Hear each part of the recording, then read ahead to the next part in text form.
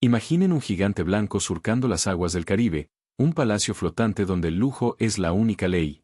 Una mujer, con el sol en la piel y el mar en el alma, sube a ese crucero, lista para disfrutar de un viaje. Pero el gerente, un joven con una sonrisa de plástico, la desprecia por su ropa sencilla, por su acento. La humilla, la etiqueta. No sabía que estaba a punto de meterse con la capitana, y que la marea que estaba a punto de levantar, arrastraría todas las reservas VIP al fondo del océano. Si alguna vez te han juzgado por tu apariencia, si alguna vez te han negado un lugar que te pertenece por derecho, esta historia es para ti.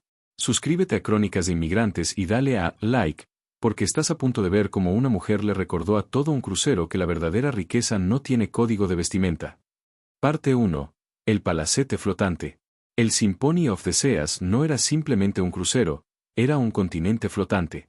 Sus 18 cubiertas se alzaban contra el cielo azul del Caribe, una promesa de opulencia ilimitada. Piscinas infinitas, restaurantes de alta cocina, casinos deslumbrantes, tiendas de lujo, todo diseñado para aislar a sus pasajeros del mundo exterior y sumergirlos en una burbuja de privilegios sin fin. El aire olía a cloro, a protector solar caro y a la sutil pero persistente fragancia del dinero en efectivo. Las cubiertas estaban llenas de un ballet de turistas adinerados, sus pieles bronceadas, sus joyas brillando bajo el sol. Elena Morales estaba en el muelle de embarque, observando el coloso blanco. Su corazón, curtido por el sol de Sinaloa y la sal del Pacífico, sentía una extraña mezcla de asombro y de una familiaridad profunda. Podría haber embarcado en el acceso VIP, donde las limusinas descargaban a los pasajeros directamente en una suite privada. Pero Elena había insistido en subir con el resto de la gente, con la pequeña multitud que serpenteaba por el muelle bajo el calor húmedo de Miami. Llevaba sus pantalones de lino más cómodos, una camisa de algodón blanco y un sombrero de paja de ala ancha que la protegía del sol. Su piel, oscura y tersa, era el testimonio de décadas de trabajo bajo el cielo abierto. Sus manos, fuertes y nudosas, eran las de una mujer que había vivido una vida de esfuerzo físico. Era el viaje inaugural de la temporada alta, y Elena estaba allí por una razón muy personal. El Symphony of the Seas era la joya de la corona de Oceano Global Cruises, la subsidiaria de su propia compañía que había adquirido hacía 6 meses en una transacción que había mantenido, hasta ahora, en secreto. Elena era la CEO de Oceano Global Holdings, un conglomerado marítimo que abarcaba desde flotas pesqueras hasta puertos de carga y astilleros. Su imperio se había construido sobre el respeto por el mar y por la gente que lo trabajaba. Pero las reseñas del Symphony mencionaban constantemente una actitud del personal, un clasismo sutil pero persistente. Elena quería verlo por sí misma. Quería ver cómo se trataba a una mujer que no parecía una millonaria. Quería ver las grietas en el brillo. Mientras se acercaba a la pasarela, el gerente de embarque, un joven pulcro y rubio llamado Brandon, la interceptó. Su uniforme era impecable, su sonrisa, tan pulida como las cubiertas del barco. «Buenas tardes, señora», dijo, su tono era condescendiente, su voz suave como la seda, pero con un filo de acero. «¿Podemos ayudarla? Me temo que el personal de limpieza ya ha terminado su turno». Elena lo miró, y supo que el juego había comenzado. La había juzgado por su apariencia, la había categorizado, la había descartado como una sirvienta antes de que hubiera abierto la boca. «No, joven», respondió Elena con calma. «No soy personal de limpieza. Soy una pasajera. Y creo que tengo una suite reservada para este crucero». Brandon soltó una risita que se grabaría en la memoria de Elena como el primer chirrido en el motor de su propio imperio. ¿Alguna vez te has sentido juzgado por tu apariencia en un lugar donde se supone que debería ser bienvenido? ¿Cómo te hizo sentir? Parte 2. La capitana del Pacífico. Mi nombre es Elena Morales. Pero en el mundo que yo construí, la gente me llama la Reina del Pacífico.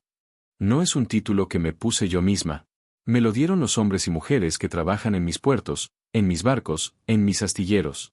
Es un título que me he ganado, no con títulos universitarios, sino con el salitre en la piel y el timón en las manos. Mi historia comenzó en Mazatlán, Sinaloa. El mar no era un lugar de vacaciones, era nuestra vida. Mi padre era un pescador. Un hombre que podía leer las olas como otros leen un libro. Me enseñó que el océano no es un enemigo, es un maestro. Si lo respetas, Elenita, me decía, con sus manos fuertes y ásperas, si escuchas sus susurros, te dará todo lo que necesitas. Pero no tiene paciencia con los arrogantes. Siempre se los traga. Mi padre tenía un sueño simple, ser dueño de su propio barco pesquero, uno lo suficientemente grande para no tener que depender de los grandes armadores que explotaban a los pequeños. Murió joven, en una tormenta inesperada, en un barco viejo que no pudo soportar la furia del océano. Su sueño se hundió con él. Y yo, su hija, me hice una promesa sobre su tumba. Un día, yo sería la dueña del mar. No para controlarlo, sino para respetarlo. Y para proteger a los que trabajaban en él. Emigré a los Estados Unidos a los 18 años.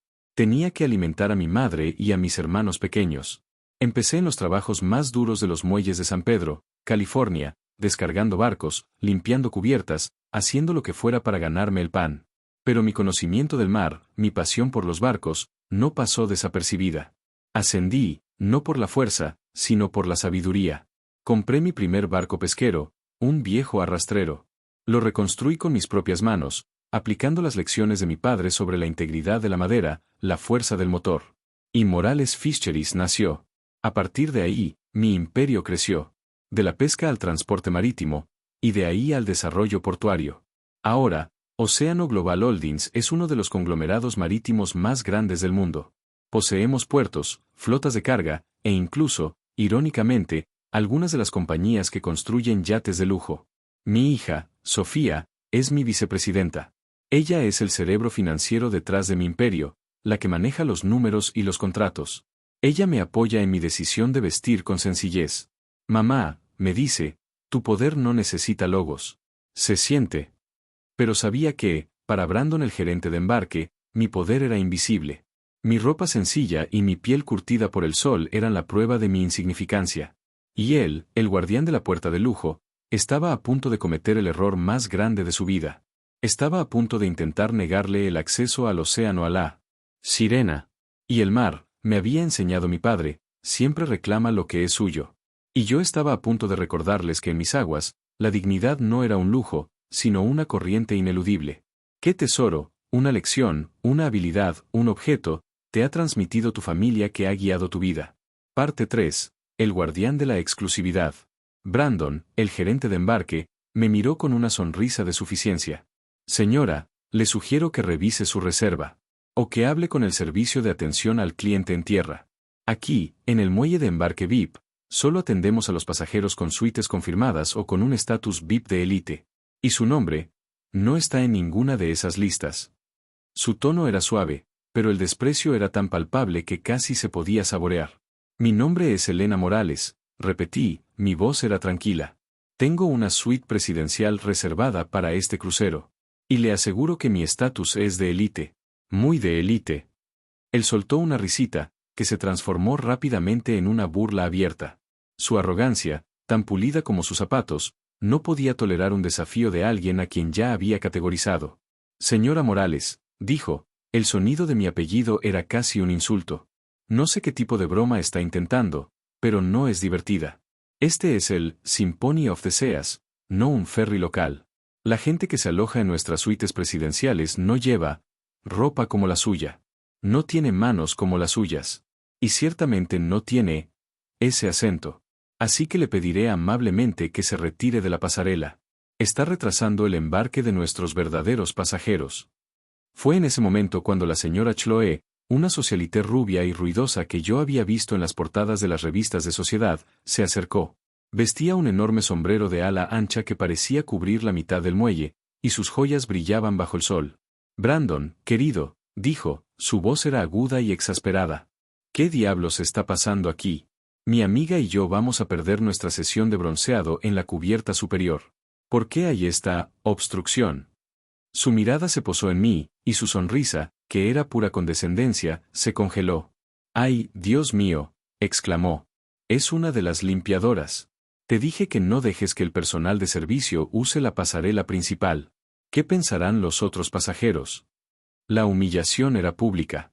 El obstáculo al que se refería Brandon no era mi presencia, sino mi identidad. Y la etiqueta de limpiadora que Chloe me había colgado era el golpe final. Sentí el calor subir por mi cuello, la rabia era un fuego en mi pecho. Pero la voz de mi padre resonó en mi cabeza. La furia es como una tormenta de arena, mija. Te ciega. Te debilita. La verdadera fuerza está en la calma del ojo del huracán. Respiré hondo. No iba a gritar.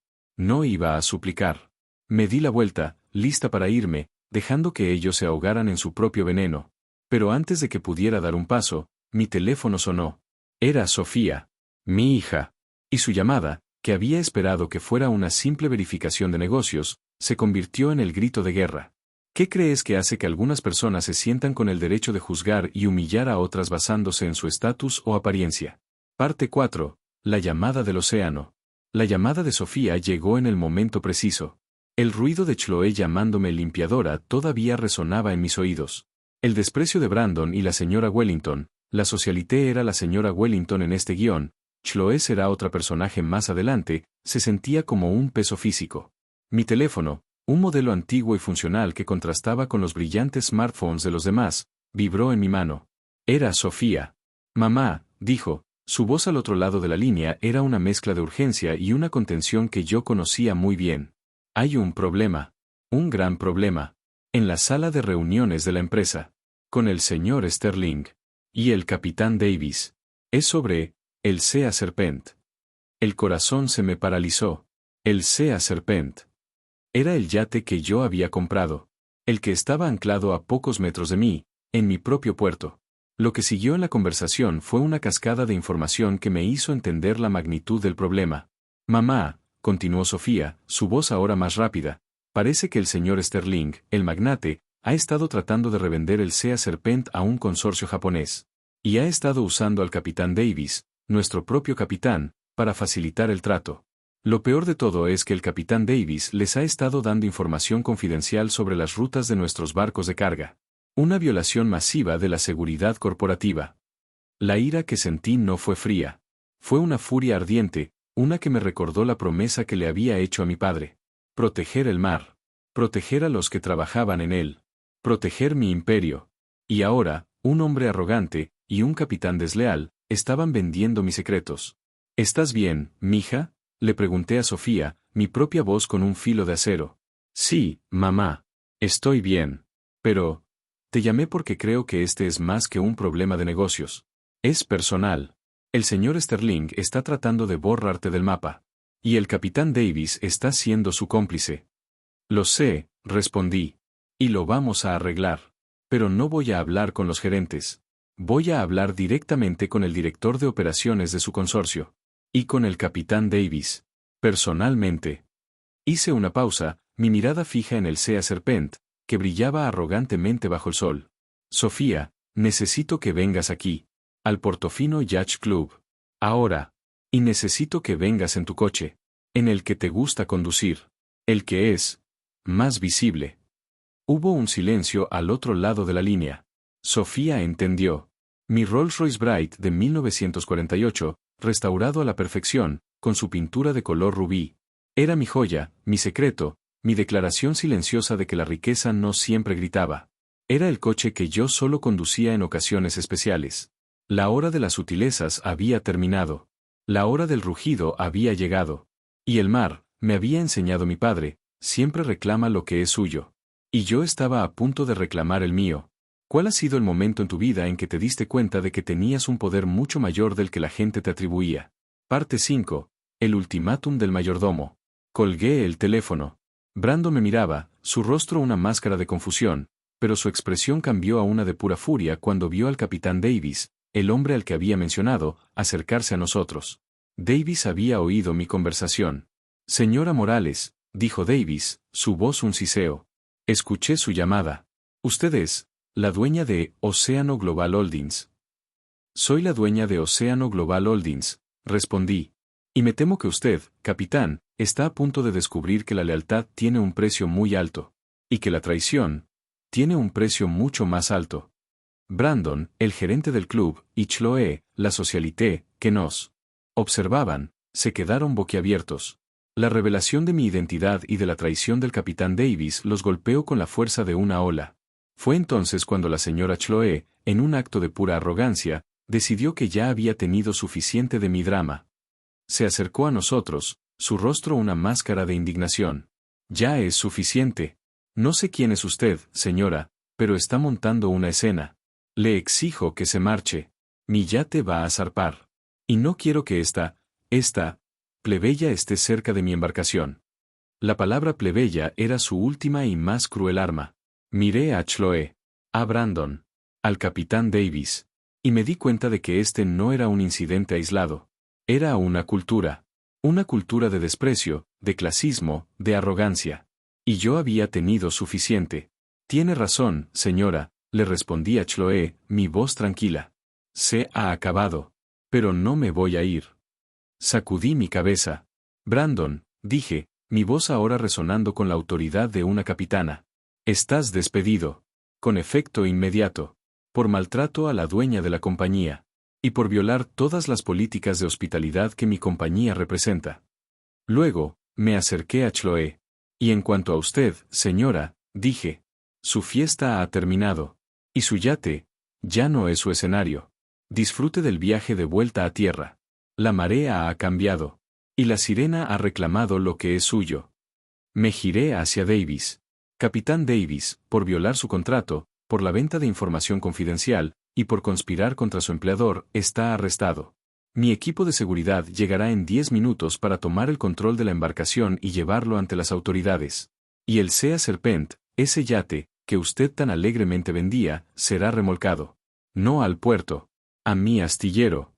Si tuvieras el poder de un chasquido de dedos para corregir una injusticia en tu vida, ¿lo usarías? ¿Cuál sería la injusticia? Parte 6. El naufragio de la arrogancia. Mis últimas palabras cayeron sobre la marina con el peso de un ancla de toneladas.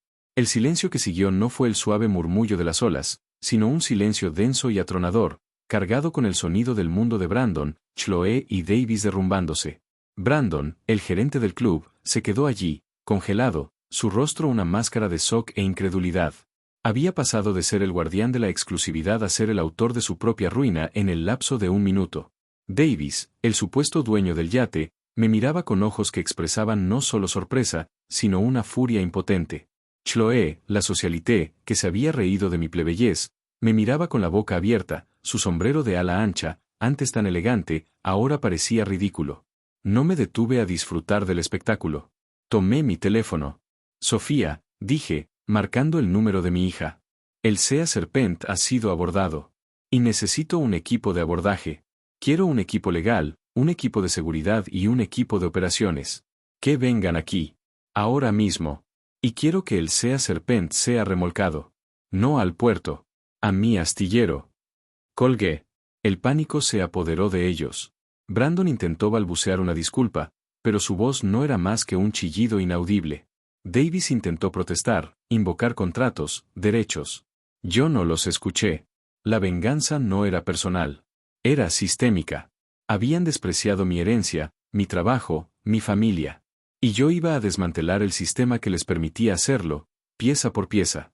La señora Chloe, en un acto de puro pánico, sacó su teléfono y comenzó a grabar.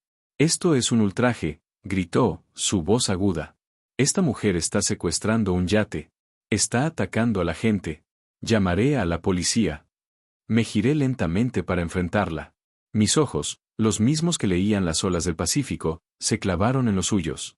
Adelante, señora, dije, mi voz era un susurro grave, pero resonaba con la autoridad de una capitana. Llame a quien quiera. Llame al capitán de su yate.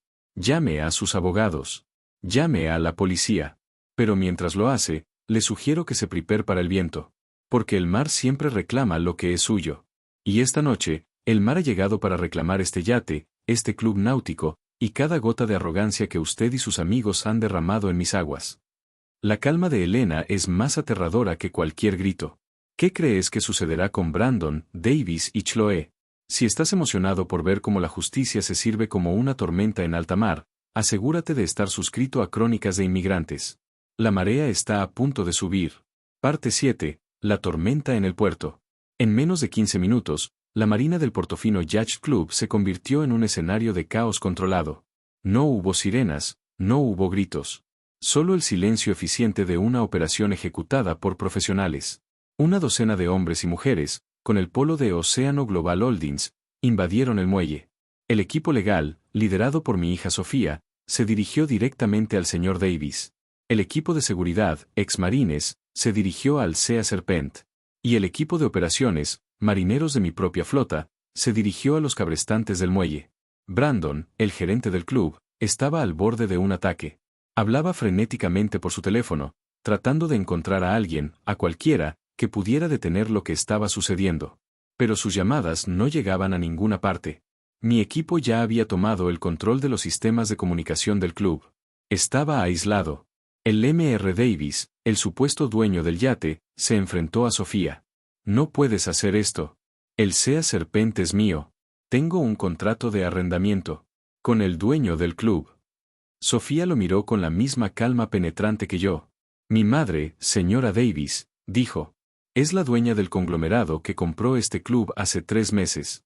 Y es la dueña del yate. Su contrato de arrendamiento es nulo.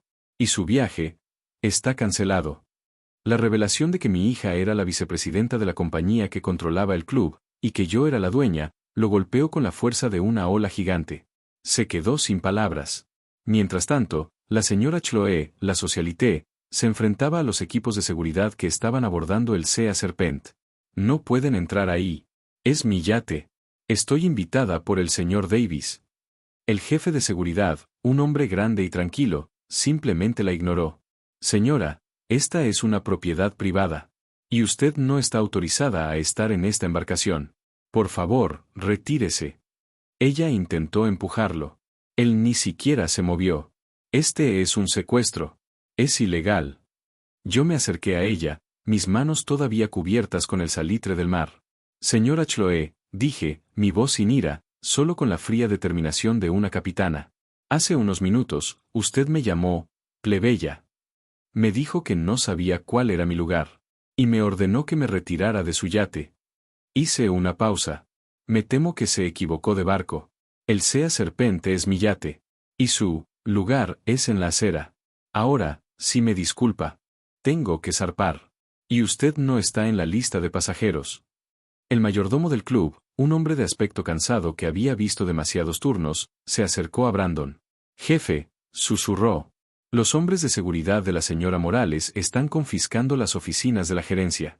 Han cambiado todas las cerraduras. Y la línea de crédito del club ha sido congelada. El naufragio era total. Y Brandon, el arrogante guardián de la puerta, se dio cuenta de que su reino se había ahogado en un océano de verdad. ¿Qué es lo más satisfactorio de ver cómo la justicia se aplica de forma rápida y contundente? Parte 8. El veredicto del mar. La noche se convirtió en un torbellino de actividad. Mi equipo trabajó con una eficiencia asombrosa. El Sea Serpent, con sus luces brillando en la oscuridad, fue desatado de su amarre. Y los remolcadores, contratados por mi propia compañía, comenzaron a arrastrarlo lentamente fuera del puerto. El yate de lujo, el símbolo de la arrogancia de ellos, se alejaba silenciosamente, un fantasma blanco en la oscuridad. Yo me quedé en el muelle, observando. Robert Davis, el supuesto dueño del yate, intentó una última y patética súplica. Señora Morales, por favor. Necesito ese yate. Es mi reputación. Es mi vida. Mi hija Sofía se acercó a él. Señor Davis, dijo, su voz era fría y profesional. La reputación de mi madre es la de una mujer que honra sus contratos. Y la de una que exige respeto. Usted ha violado ambos. La vida es un contrato. Y el mar, como la vida, siempre cobra sus deudas. ¿Y qué va a hacer con él?, preguntó, su voz llena de desesperación. ¿Lo va a vender? ¿Lo va a hundir? El Sea Serpent, respondió Sofía, será desmantelado. No vendido. Lo convertiremos en una nueva línea de barcos de investigación oceanográfica para nuestra fundación. Barcos que explorarán los secretos del océano, no los exhibirán como trofeos. La transformación del yate, de un símbolo de lujo a uno de conocimiento y exploración, fue el golpe final para Davis. Su mundo, basado en la apariencia, se había desvanecido. Se quedó en el muelle, un hombre roto, observando cómo su vida se alejaba en la oscuridad. Luego, mi atención se dirigió a Brandon, el gerente del club. Había sido reducido a un pequeño manojo de pánico, sentado en un banco, su uniforme impecable ahora arrugado y manchado. Señor Castillo, comenzó, su voz era un susurro roto. Mi nombre es Morales, joven, lo corregí. Y estoy aquí para darle una lección. Una lección sobre el respeto. Y sobre la humildad. Una lección que su padre, el hombre que usted tiene en ese portarretratos en su escritorio, le dio a usted hace mucho tiempo. Una lección que usted olvidó. ¿Crees que el castigo más efectivo no es el que causa dolor físico o financiero, sino el que obliga a una persona a confrontar su propia falta de integridad? Parte 9. La nueva Marina. La señora Perkins, la gerente del hotel, me encontró en mi oficina de nueva adquisición, que hasta hace unas horas había sido la oficina de Brandon. Su rostro era pálido, pero sus ojos brillaban con una nueva determinación. Señora Morales, dijo, su voz era humilde. He sido gerente de este club durante 15 años. Y he visto lo que usted ha hecho. He visto la cultura de la que formaba parte. Y me avergüenza. He venido a presentar mi renuncia. La miré, y vi una honestidad en sus ojos que me conmovió. No acepto su renuncia, señora Perkins, le dije. Acepto su sinceridad. Y su disposición a aprender. La cadena Regal Gran ha sido comprada por Morales Global Holdings. Y vamos a reconstruir este club. No como un refugio para los ricos, sino como un puerto para todos los que aman el mar. Y necesito gente como usted para liderar ese cambio. Le ofrecí un nuevo contrato. Un contrato para ser la directora general de la Marina. Con una condición. Usted dirigirá la nueva Academia de Hospitalidad Marina Morales, le expliqué. Un programa de formación para todo el personal de la Marina, desde los capitanes hasta los balás. Un programa que les enseñará no solo sobre yates, sino sobre dignidad, sobre respeto, sobre la verdadera hospitalidad. Y el primer tema de la primera clase será el significado de un portarretratos en el escritorio de un ballet. Sus ojos se llenaron de lágrimas. Gracias, señora Morales. Haré que se sienta orgullosa. Brandon, por su parte, recibió la factura de su vida. No solo fue despedido. Tuvo que compensar a su padre por el ascenso perdido, por la vergüenza que le había causado. Tuvo que pagarle a su padre el valor del respeto. Y se vio obligado a trabajar, con su padre como supervisor, en los muelles, limpiando los yates, aprendiendo la humildad a golpes. La ironía era tan dulce como el pastel de 3 leches de mi madre. ¿Qué significa realmente reparar un sistema o una persona? ¿Es posible una reparación completa? Parte 10. El océano de la esperanza. La epifanía final llegó unos meses después. Estaba en la inauguración de la nueva Marina Morales. Ya no era el Portofino Yacht Club. Era un puerto vibrante, lleno de barcos de pesca locales, de pequeñas embarcaciones de recreo, de yates de lujo. Había conciertos en el muelle, mercados de pescado y clases de navegación gratuitas para los niños del barrio. El aire olía a mar, a comida y a comunidad. Estaba allí con mi padre, que había volado desde México para el evento. Lo vi sentado en un banco del muelle, con su rostro curtido por el sol, observando a la gente. A su lado, estaba el padre de Brandon, el nuevo gerente de ballet, con su uniforme impecable y una sonrisa genuina. Y juntos, observaban a Brandon, que ahora trabajaba en el muelle, ayudando a amarrar un barco, su uniforme de ballet cubierto de salitre, pero su rostro tenía una nueva humildad, una nueva honestidad. Mi padre me puso una mano en el hombro. El mar, mija, me dijo. Siempre reclama lo que es suyo. Reclama la verdad. Reclama la humildad. Y siempre te da una segunda oportunidad, si estás dispuesto a escuchar sus lecciones. Me di cuenta de que mi victoria no fue solo sobre Brandon. Fue sobre el sistema. Había usado mi poder, no para acumular, sino para abrir. Había creado un lugar donde el mar y la tierra podían coexistir, donde el lujo y la humildad podían bailar juntos. Había construido un puente. Al final, la historia no es sobre un yate. Es sobre el respeto. Sobre la dignidad. Sobre el hecho de que no importa cuán grande sea tu barco, o cuán pequeño sea tu bote. En el océano de la vida, todos estamos en el mismo mar. Y la única forma de navegarlo es con honor. Al final del día, ¿qué crees que es el verdadero significado del legado? Esa mañana, el gerente del club náutico me miró a mí, la plebeya, y se rió de mi insistencia en que el Sea Serpente era mío. Me cerró el paso, creyendo que su uniforme era un muro más fuerte que el océano. Lo que él no sabía es que el mar no tiene dueños. Solo capitanes que lo entienden y lo respetan. Al final, no le demostré que el yate era mío con un papel. Se lo demostré con la fuerza de mi verdad y la dignidad de mi origen. No fue mi dinero lo que lo humilló, fue su propia arrogancia. Y yo solo estuve allí para recordarles a todos que el verdadero lujo no se mide en el tamaño de tu yate, sino en la inmensidad de tu respeto por cada alma que navega en estas aguas. Tu dignidad es tu mar. Tu verdad es tu brújula más certera. Si esta historia te ha recordado que el respeto no se compra, sino que se navega con honor, no dejes que el mensaje se detenga. Dale a like para celebrar a quienes conocen el valor de la dignidad, compártela con cualquiera que esté buscando su propio rumbo en la vida y suscríbete a Crónicas de Inmigrantes. Porque todos merecemos ser capitanes de nuestro propio destino y navegar con la frente en alto.